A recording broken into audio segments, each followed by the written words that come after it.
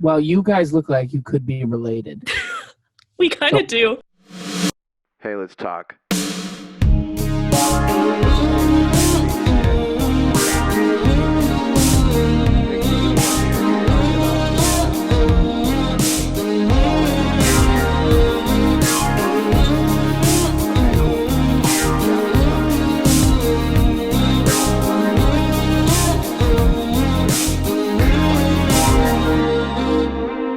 Okay, well, welcome back to Collective Sound. I have a wonderful guest with me today, Jason Singer, who also goes as Michigander. So everyone say welcome. Hey, Jason. hello, hi, hello. How are you this morning? I should I'm say doing this afternoon. 1:30, I guess, but it's still kind of the morning. It's morning vibes. I'm doing well. Yeah, I'm doing good. Good. I'm glad. So I always have people intro themselves kind of like they're going into their like freshman year of college or high school, with a nice little here's my name, this is where I'm from, here's a fun fact about me. So I'd love for Yeah. you to join. My name is Jason. I make music as Michigander. I'm from Michigan. I recently just moved to Detroit last week. And, Fun. yeah, that's me. I started playing video games last year. That's I love it. What's your video game of choice? Well, Warzone, Call of Duty. Okay. And then started playing Fortnite because one of my songs is going to be in the game. So Is it really? So I needed to. My manager said you should learn how to play it because we might want to do something fun, and you should be decent at it if we do that. But okay. Wow. Yeah. How does it feel to have one of your songs in Fortnite? Cool. It's not in there yet, but I think it'll be cool. I'm excited. That's crazy. Yeah, I guess there's a lot of people who play that game, so I guess so. hopefully they're decent people. Oh man, that's amazing. Where in Michigan are you from? I'm from Midland, Michigan, which Okay. is here. Yes. Okay, great. Wait, yeah, that's right, here. Yes. And but I lived in Kalamazoo for like the last little bit and kind of been based out of Kalamazoo since 2014. Awesome. Yeah. Awesome. My sister lives in Grand Rapids. Oh, cool. And yeah, so I know Grand Rapids pretty well. I love Michigan. It's such a beautiful state. Wait. I'm from Wisconsin. So I'm from Milwaukee, like directly across the lake. Across the river. Yes. Yeah. I know. But I was talking to her this week and I was like, oh yeah, oh, Michigander, you should do you know who that is? And she's like, oh my gosh, I love Michigander. I've seen them a couple times. And she was like, someone surprised her on a first date with tickets to your show. And that's how she saw you for the first time. Yes. Did it go, was it a good date or a bad date? It was a good date. So she says hello. She's a big fan. Name? Emma, happy birthday. there we go. I love it. Okay, so you grew up in Michigan. When did you start playing music? I started playing music when I was 10. I found my dad's guitar, kind of a classic Love it. story of just finding a guitar and wanting to play, and then going to my local library and getting CDs. Oh, that's so sweet. Yeah, and kind of learning from there. Yeah, that's kind of how it started. And I started writing songs with my friends, and we started jamming together in their barn. And yeah, and in basements, and eventually started playing out to bars and coffee shops, and then now more of clubs and stuff, it's been a very long progression. I started when I was 10 or 11, and I'm 28 now. Nice. Maybe 28? Yeah, 28. So it's been a long time, but it doesn't seem that long. Yeah. Mm-hmm.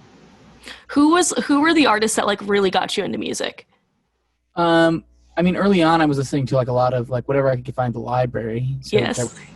a lot of I was getting Bon Jovi CDs and greatest hits albums of classics like Bob Dylan or James Taylor and stuff. Mm-hmm. And then I really got into Death Cab and Coldplay. Those Oof. are John Mayer. Those are my artists that I like. wow, I want to be like that. That'd be very cool. Um, yeah, and then like as I grew up a little bit, I started going to like local shows, and there was a band called Mike Mains and the Branches, uh, Mm-hmm. and Mike became like a mentor and like a friend to me over the years, and I don't ever credit him enough for like probably being one of the reasons why I'm doing this today is because I like saw a band from Michigan and they were touring and doing stuff and people were coming to their shows and I was like, I could do that. Yeah. Yeah. So I'm not as good a writer as Mike, but like that he definitely is big inspiration for Mm-hmm. an integral part of like why I'm doing what I'm doing now. Yeah. Would you say that that was like a big influence in what shifted you from like, oh, I like to play music and write music and like, oh, I want to do music? Sorta. I would say yeah, definitely. But I think I always thought like I'm graduating high school next year, and then a year later I'll be playing arenas. Yeah. I mean, like that kind of thing. Like I have that delusional. I think there's like you need to be a little delusional to 100%. have any success at all because Mm-hmm. you have to like believe you're great or good enough to get where you are, even if when you're not. Mm-hmm. And I mean, and then as you progress, you can be a little more hard on yourself. Like just to break into anything, like, and I'm like so just starting. I feel like, Mm-hmm. and everything is so new to me. So I'm just excited about everything in general all the time. But yeah, Good. I would say Mike was I would say Mike was like a good important part to why I'm where I'm at now. Mm-hmm. And have you always gone by like the name Michigander, or where did that come from? We played a house show in 2014. It was me when I first moved to Kalamazoo, and I played like a brewery gig, and it was just like Jason Singer, and I had my friends playing with me. And I was Cute. like, this is kind of a solo project kind of thing, but I would rather it be like a band. And I heard Mm-hmm. when someone asked my friend at the house show, like, what band you with? And he said, Jason Singer. And I said, that sounds so lame. So I was trying to think of like an actual band name, and my friend Mm-hmm. Adam and me, mostly Adam, came up with the name Michigander, and yeah, and it kind of all started from there. And then like 2014, we played like our first show as Michigander, like at a house in East Lansing, on a cold winter's night in December. Incredible. Yeah, Gosh, the things I would do right now to just be at a house show in a oh yeah, crowded basement. that'd be very nice. Yeah. Oh, it'd be so good. That's awesome. So you started from there. Have the same people been in it since? No, there's always been just like different friends playing with Mm-hmm. me. Like the last like year and a half, 2 years, it's been like the same three guys that Jake Mond and Aaron Senor and Connor Robertson, and then my friend Jared will play horns sometimes. But it's basically been those. It's been me since the beginning, and Aaron has played a while, and everybody's kind of played different things. And Jake used to play bass, and now he plays guitar, and so it's kind of like it's been like a revolving cast of characters Mm-hmm. that have involved. So That's yeah. amazing. That's really awesome. I bet it's so fun. Like it makes playing music so much more fun when you get to do it with your friends. Oh, definitely. I always think about like if I was to ever move, what who would play? Yeah, And that is always they like have to come with me. yeah. I don't know like how I don't know like how else to say it. Like it's great to have friends on the road, especially because there's not a lot of money being made, and they're just Yeah. there because they're not there because it's a job necessarily. They're there because it's like they're good friends and they're supporting me and caring about what I do and believe in what I'm writing and trying to do. So That's so sweet. that's And pretty does cool. is the music more you're writing, you're creating it, and they're kind of playing as a band, or is it more of a collaborative project? Kind of how does that like writing process flow with you? It used to be just me 100% writing everything, every part, blah, blah, blah. And then on the last EP that we just recorded, that will be out next month, um, people, on that EP, people started writing parts. And mostly Jake wrote a lot of, like, he wrote, like, co-wrote to the songs with me. which is something I was never like cool with. And I don't know if it was just because of like a selfish thing or whatever. But yeah, so it used to be just me, but now it's a simple answer is there's more collaborative energy in the room now. But still, like most of the vibe of the song is usually something that like I'll set up and like be like, this is the song I have. I can't finish this, or maybe I'm just too late to finish it, and with like someone else to like contribute. So, yeah. That's amazing. I feel that I started Collective Sound kind of by myself, and for me it was like I need to be doing everything. Like I'm going to record it, I'm going to make all of our social media graphics, I'm going to do all of this, but you know, it comes to a point where you can only do so much on your own. And it like kind of for me was like a pride thing of like I just need to like let people help and join, and then it just turns into like such a bigger and more like beautiful thing, and so many more ideas come out of the woodwork because it's just like you have more brain space to even come up with that. Yeah, it's loads more fun to like Oh my gosh, yeah. have people helping, you know. And like I mean we're all so sick of talking about 2020, but in more of like a positive note, I know like for musicians 2020 was just like the worst year ever, and just like really just took plans like to a 180. But like did you find any like positive things that came out of that? Like what were kind of things that you were able to have time to work on that you wouldn't have been able to before? Just kind of that kind of thing. Yeah. 2020 started out amazing. You're very excited. I was like, it's going to be a very busy year. I need to go on a vacation. So like in January, I was like, I need to go. As I went to Nashville for the week, and I was like, I'm just going to hang out. Oh my gosh, fun. Eat good food and do whatever. What's your favorite food in Nashville? I'm trying to think. There's a lot of, well, I recently started like a diet, so I can't. Okay. So all my favorite things changed. Okay, valid. But I used to love Hattie B's. Oh my gosh, Hattie B's. I know it's a little trite and like. It's so good. That was my favorite, and there's a sushi place that my girlfriend showed me. Osaki. Yes. By Exit In. Mm-hmm. Yes. It's the best sushi I think I've had ever. Really? Yeah, I'm like, I love it so much. Oh my gosh, okay, I'll have to try it out. And Butcher Town Hall, which is in Germantown. Mm-hmm. Yes. That is my spot. Oh my gosh, incredible. Are you based in Nashville? Yes, I am. Okay. Cool, sweet. Yeah. So Hattie B's, I live down the street from Hattie B's, and it's really dangerous. There's one on Charlotte, right? Yes, I live by the one like off 8th. Like that's the downtown one? Like kind of by. No, it's kind of by like. Oh, I know. It's kind of close to. I know what you're talking about. Yes, I've been to that one. It's newer. Yes, it is. It's new, and it has like a little outdoor seating area. Yeah. Anyway, okay. So you come to Nashville in January. Then where does your year go? And then we're like, okay, cool. We got a song on the radio. We're working on a record and recording a new EP, and this is great. And then we go to Portland. Fun. But we do like this big West Coast like promo trip, so it's just like going to radio stations. And okay, yeah. Cool. Haven't really done anything like this before, and that's very exciting and neat. And then we do that, and then we get to open for Bernie Sanders. I saw that. I stalked your Instagram. Oh, cool. How was that? That was crazy. I mean, it was like one of the biggest shows we ever played. There was like over 5,000 people there, and it was very cool. And it was just surreal. It felt different, and I felt like very inspired by it.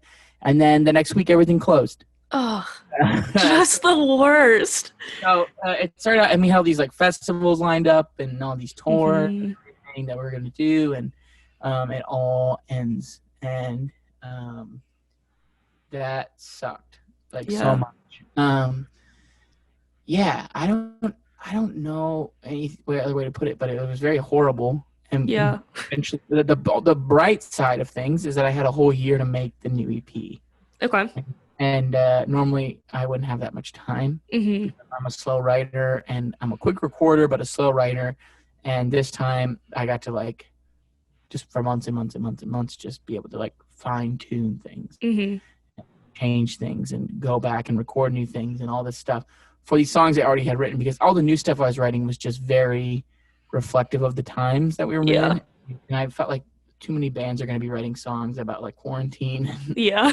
We can only have so many. And there's already too many, I would say. There's like on the radio, there's songs I about know. it sucks. And like they're not to like slag off other bands, but those songs suck. Like Go off. It's not gonna age well. And so No. that was something that I was like really trying to stay away from. And so I just kind of was like, I don't need to do anything right now new. I'll just work on what I have and Mhm. chill, because obviously the world sucks. Yeah. And so, yeah, it's kind of bizarre. That's crazy. And Yeah. like, who knew it was going to last this long too? Right. That's another thing. We were like, okay, don't worry. We're not gonna play this thing, but we're gonna play Lollapalooza in the summer. Don't Yeah. worry. Like those things. And then, okay, we're not playing Lollapalooza, but we're definitely going on tour in the fall. It'll be fine in the fall. It'll definitely be the Christmas show that we do every year. That's happening. What's happening? And now it's like everyone like kept pushing their shows to be like, oh yeah, it'll be in the spring. Oh, it'll be in the fall. And now we're like, who knows? Yeah, the fall is what everyone in the world that I'm in, and everybody we were just talking about this morning, they all feel pretty good about the fall being pretty good to go. Yeah. So hopefully. Well, fingers crossed. I'm on that train. Bring it on. Yeah, I feel like that's a good a fair estimate. Yeah. Oh, I totally agree. What were some like songs or albums that, because I know like I was going back to so many like comfort albums and like songs during quarantine, just because part of me like couldn't comprehend digesting new music and stuff like that because there was just so much uncertainty. Were there any albums that were like super comforting to you during quarantine, during COVID?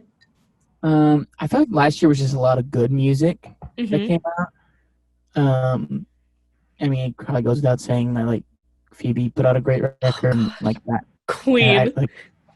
Of course, that was like my favorite thing. And like Matt Berninger put out a record, and he's one of my favorites. And the Bright Eyes record is very good. And so I don't know.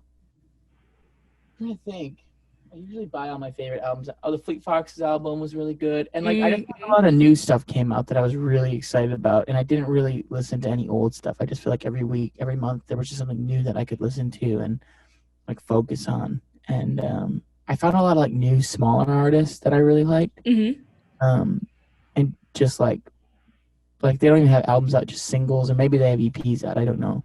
But I was just normally on Spotify when I was listening, I would just listen to what I want, and then when the next song would come on, like the related song, I would just be like, I don't care about this. But I found quite a few good ones. I think you interviewed Gatlin. Oh yes, love her. I randomly heard one of her songs. I've just been like, holy crap, this is very good. She's incredible. Yeah, very good. And then this guy named Daryl. I don't know how to say his last name. This is so embarrassing. But I mean, I have to look this up. Give a little shout out to him. His name's Daryl Ron. Okay. RHN. I found him randomly like on TikTok, and I was like, "What is this?" Okay, whole thing? love that. TikTok has really opened up the game.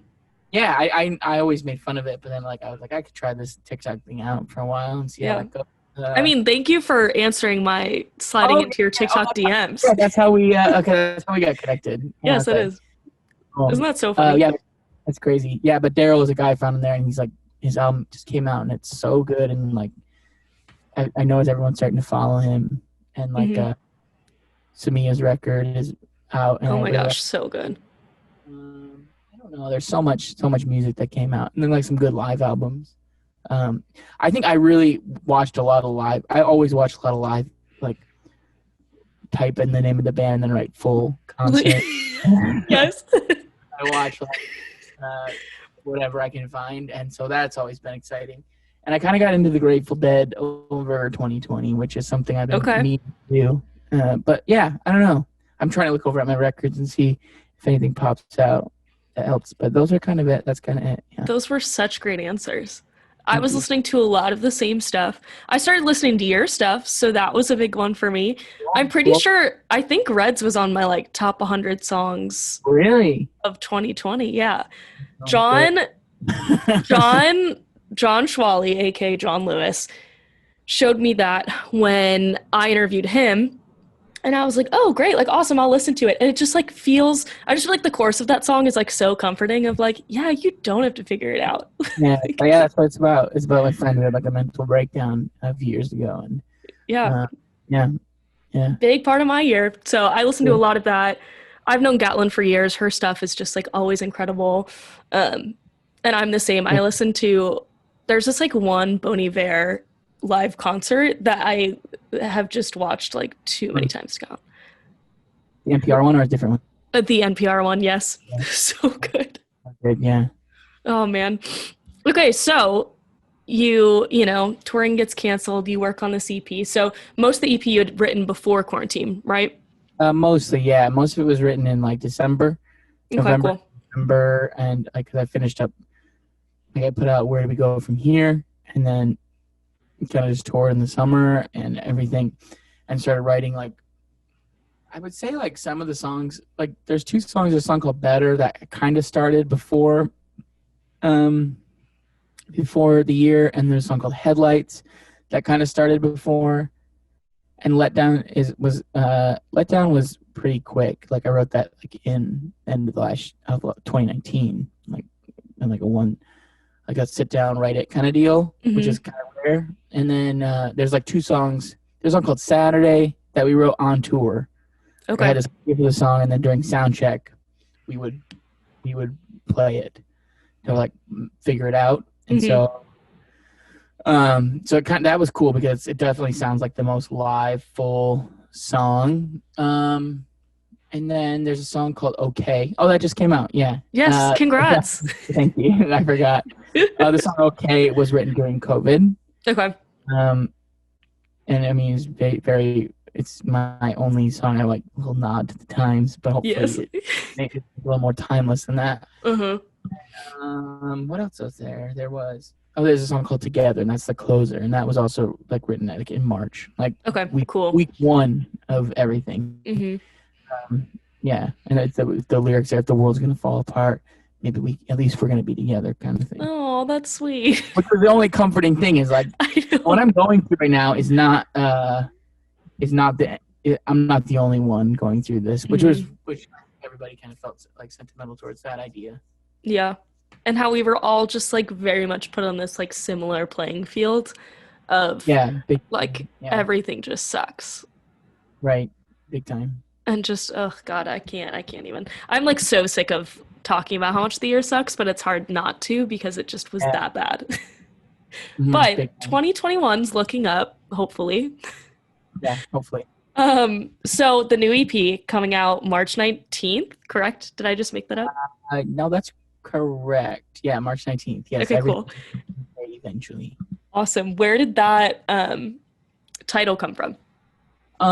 It was something I think everybody around me was like more upset than I was about everything being canceled, and like I was like, this is kind of cool because we're always gone, and I don't mind being home. I mean, I hated it, but like maybe this will be a good time for me to like just be home and relax and such. But I remember like telling everybody like, it sucks, but everything will be fine eventually. Like everything will be okay eventually. I just kept saying it over and over. Everyone's like, I don't know, man, this is a horrible thing. I wonder if it's about everyone dying. And I was like, yeah, that's horrible, but like I can't dwell on that, otherwise I'm gonna lose my mind. Yeah.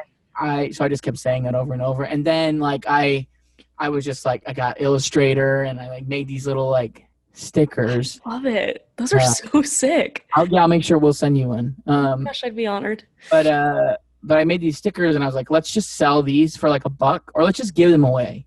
Yeah. And then we gave them away to like, we printed like 200 of them and just mailed them to like the first 200 people that sent us their address. And then they were gone like that. And I was like, what if we made more and sold them and like donated the money to something? And so we made like 500 and sold those like right away. And then like I just kept coming back to this idea of this saying, and I was like, this is the album. I had no ideas for what whatever it was gonna be, and I had no ideas for what these songs really meant, and they kind of all came together in a nice way. And everybody already has the album artwork on their phones, or like Yeah, exactly. I have a little one on the back of my phone. Great marketing. Yeah, but they're already everywhere, so it works, you know. Yeah. That's amazing. What do you hope people get out of this next project? I mean, I think it's the best thing that we've made, and I hope people can realize that.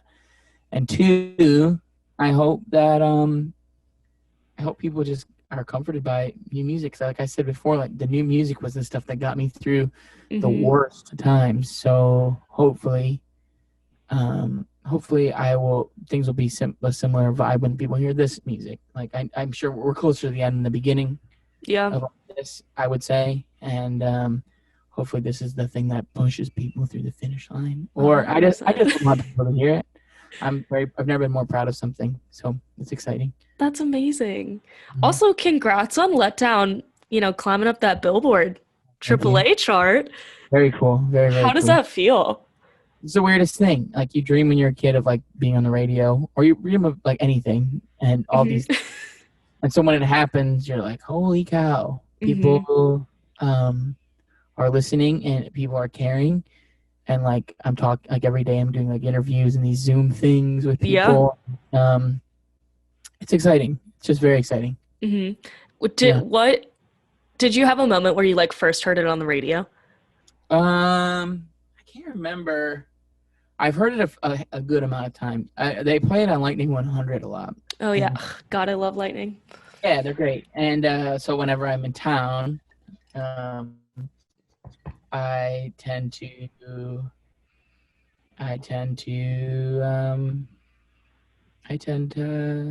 listen to the station. Listen to it. I think I heard it like 3 times in one day. And you said, "Hey." Cool. I like that. So, yeah. No, but it's always really cool to like, and people just, because it's like on Sirius now, and so people listen to that a lot, I guess. So it's cool it's just everything about it is cool. Yeah. It's exciting. That's wild. How does it feel? Because I feel like you've hit the point now where you like have fans. Like, how does that feel to have fans of your own and like people, listening to your music and, finding their own meaning for it and, all that kind of stuff? Yeah. I mean, for so long when you're starting a band, you're just playing for your friends. You're making like 100%, friend rock. Yeah. It's like that's the genre you are in is friend rock, and so it doesn't matter what it doesn't matter what you make because your friends are going to come to your shows regardless. And so I thought like I don't know, I just thought it was kind of neat to like it's crazy when people like come to the shows and they sing it and you're like, wait is this really happening? But also there's times where we play shows to like 5 people in a city, and I don't know if I have like that. I mean, there's definitely fans now, which is cool. But there's also times where the shows are absolutely horrible. But like one of the best memories I have is like we were playing First Ave or 7th Street in Minneapolis. Yes. And I remember like going out to eat. I got $20 per diem that day. That was huge. Heck yeah. Yeah, I was like, I'm going to buy a steak. $20 steak. And I went to some dumb restaurant and got like surf and turf. And I came back and a line out front, and I was like, oh, I wonder I literally was like, who are they here to see? And I was like, they must be here for the opener because there's no way there's a line for one of my shows. And they were all there to see me. And it was like, holy cow, this is very cool. I was like, thanks for being here. There was no reason to line up. There's not going to be that many people here. But it was a line. And it was super crazy to to see that line of people there to see my show. And it was cool to talk with them. That's crazy. Did you ever do that for any bands or artists? Big time, yeah. I used to like wait out. I saw Brandon Flowers once in November, and I waited in line from like 9 in the morning Yeah, 7 p.m. That's incredible. Just against the barrier, and then like we would take turns going around the back by the bus and hope to like catch him. Oh, 100%. Yeah. So yeah, we would do that all day. We used to do that with tons of bands. I saw U2 and I waited in line for like 17 hours. That's crazy. To open and like slept in my van and like hid on the campus where they were playing and like just to see like to be up front, and it was worth it. But like I would never do that anymore just because I don't want to. I just couldn't. That was a different time in my life. I would never wait in line for a show anymore. There's a first of all, I'm too tall. Yeah. I'm like 4, and to stand in front is the rudest thing I feel like I can do. And I don't know. I feel like if I just wait a couple hours, I could just be a few people back anyway. 100%. No, there's a willpower. I like had a phase where I like slept on the street for shows to be front row, and what bands? Oh, who knows? I slept on the street twice for 21 Pilots. I like had a big 21 Pilots phase. And so I did that twice for them. I waited long, I think for like One Direction. I don't remember. They were the big ones. I think Ed Sheeran once. Nice. But like way back in the day. And it's crazy to look back now because I'm like, I don't know how I did that. Like, yeah, I could never do that anymore. Ever. But like I love that I did. And like I so admire people who do it, but I just like I don't have like I think the physical strength or the mental strength to sit in a line for that long. But it's definitely like a different type of like living. Yeah. No, I could. I think about that occasionally when I see people waiting online for shows. It's like, you didn't need to do that. And it's crazier when it's like ticketed shows and you have to like a line seat and people are still waiting. I'm like, okay, do whatever you want, but you don't need to do that. So, I love the enthusiasm. Yeah, it's fun. Did you ever like meet anyone that you were like a huge fan of and just like had a starstruck moment? Tons and tons and tons. But more recently. Okay, like who? The coolest ones are more recently. I met so we played a Lollapalooza after show. So my management company, like they own Lolla or like they run it. Yeah. Something I don't know. And they had. So we were like backstage, and it's like my first time really being at a festival, like, and like feeling like I belong in some sense. Yeah. Backstage, and I remember I was in this like little like tent, drinking something, and one of my video guys like, I think Chance is over there, and I was like, Chance the rapper, and they're like, yeah, he's over there, and I was like, no, he's not, and he's like, yeah, he's just hanging out, and I was like, he's like on his phone, and I was like, are you sure? And I like walk over. I was like, I thought Chance is way taller than this. And I like walk up to Chance, and I'm like, hey, Chance. He's like, what's up, man? And I was like, big fan. Thanks for doing what you do. He's like, yeah, no problem. And he like gave me like, and then people started like gathering, and he's like, okay, and so I met Chance, and then later that day, my manager got me like to be on the stage with the Strokes, like across the stage from them. And so I'm like standing there. I was like, this is the coolest thing I've ever experienced. Like, I love the Strokes. One of my favorite bands, so influential and important to me. And I was like, this can't get any cooler. But because then this stood next to me, and then Hosier came up and stood next to me. Oh. And so then it was me, Maggie, and Hosier watching the Strokes at Lollapalooza. And then I turn around and I see this guy in a cowboy hat, and I go, wow, Julian Casablancas is so weird. I can't believe that's him. And as the person gets closer, he's like really tall. And I was like, that person, Julian Casablancas, is tall. And then as I got closer, I realized that's not Julian Casablancas. That's Win Butler from Arcade Fire. And it's the 4 of us in my band, and we're just total thieves, and we're just standing there, and I like almost cute. And it's just weird. Like that was the coolest day. I'll never I'll never forget. That Like is crazy. I met Chance and then all of them, and then I got like stood, and like Maggie like spilled her beer on me, and I was like, "Hey, you're Maggie Rogers." Said, okay, queen. Like, Fine, you're fine. Do it again if you want. So that happened, and then November. Is my mic peaking? no, it might be mine. Check. Okay. And then November we played a festival called Voodoo in New Orleans. Mm-hmm. The National were playing, and they're my favorite band. And I didn't say anything to them, but we were just like amongst them. Yeah. And And that's enough for the National. Like, come on. yeah. And then I'm like in the artist area, and some guys like walks by and says to my manager, like, yeah, Walter White's over there. And I was like, Walter White? And like, oh, it's like Halloween festival, so people are like dressed up. And I was like, that's hilarious. And I was like, and then a guy walks by like a little while later, and I was like, that's Bryan Cranston from like Breaking Bad. Uh-huh. Like, why is he here? But he has face paint on that's like a skeleton because because of voodoo, and everyone's like, Yeah. guys. And my manager's like, that's him. And I was like, I know. I don't know what to do. And I was like, I gotta say something. Like, he's so like amazing. Like, I gotta Yeah. say. And they're like, yeah, do it. And I like walk over, and he's like comes out of the bathroom, and I'm like kind of like chilling on my phone. I was like, Brian. He's like, hey. And I was like, I'm a huge fan of you, and you're an American treasure. I said that to him. He's like, he laughed.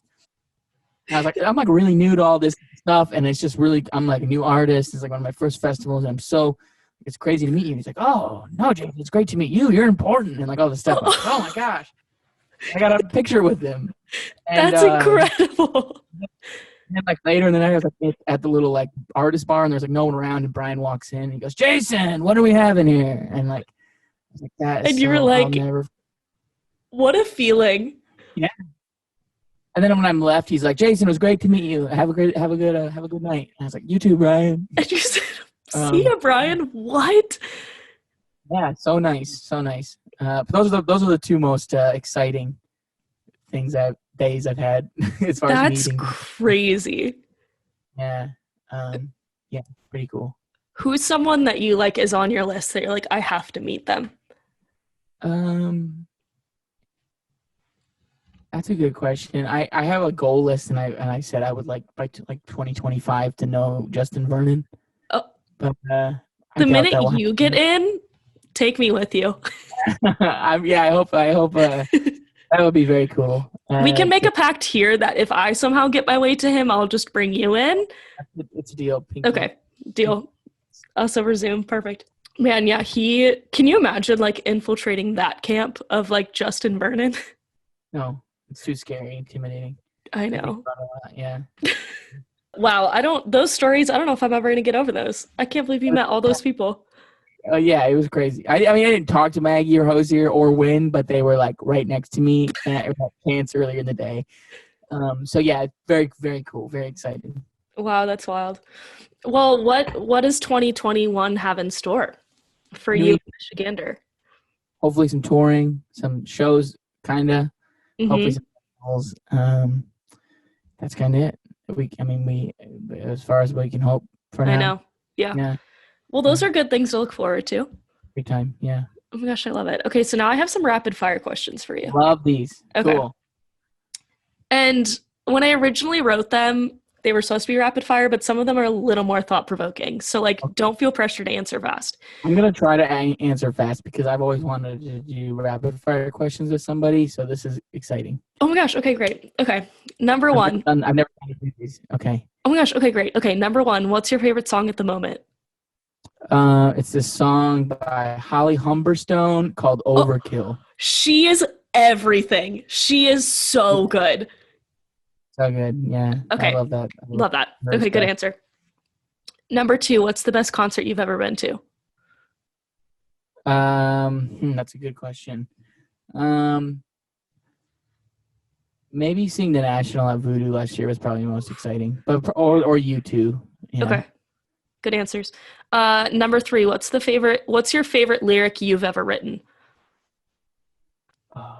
There's a song. There's a lyric on the new EP, and it says, "Oh my God, the world is ending, but do you still want to meet me for dinner?" Oh, I love that. So I like that one. That's incredible. Yeah. Okay, good answer. And last one. If you could collab with one person, dead or alive, who would it be? That's a good question. Oh dang. Be cool to do something with like Aaron Dessner or Bryce Dessner. Heck Those, yeah. those guys. I've been longtime fans of them. So one of them, definitely. Okay. Yeah. Wow, amazing. Okay, well, that's like all I have for you. Thank you so much for coming on. Of course, anytime. This was a lot of fun. so fun.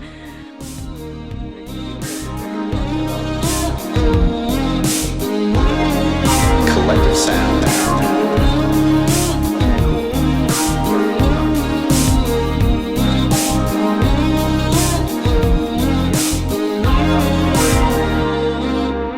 Justin, you should be on the podcast just to find out if you're related, like distant cousins or something.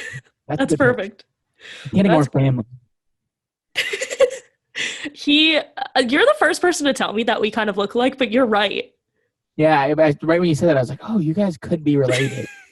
Maybe we're siblings. Maybe, perhaps, yeah. Could be fun.